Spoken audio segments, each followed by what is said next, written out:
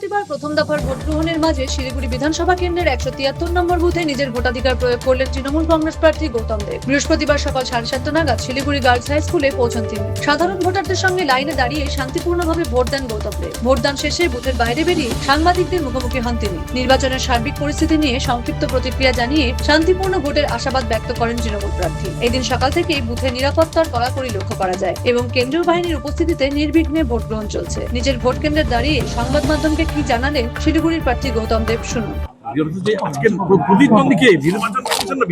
নির্বাচন কমিশন কি ধরনের টর্চার এতদিন ধরে?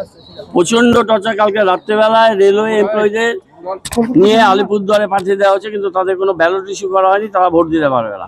সকালবেলায় নাম আসলো অনেক, দেখা গেল তাদেরকে ইসলামপুর এবং উত্তর দিনাজপুরে পাঠিয়ে দেওয়া হচ্ছে। ডিও দার্জিলিংকে ফোন করা হলো, সমস্ত ডিটেল দেওয়া হলো।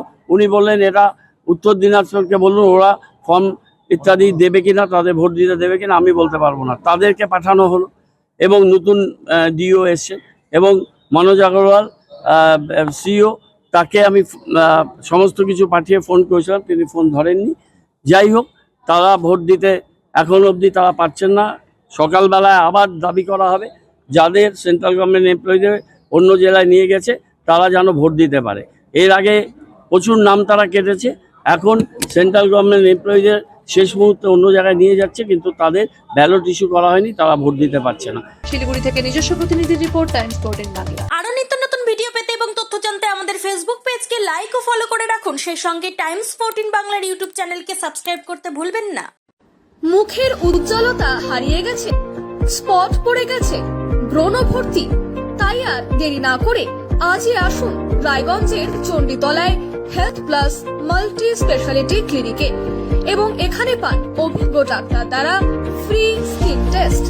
আরো বিস্তারিত জানতে যোগাযোগ করুন 9674895169 এই নম্বরে।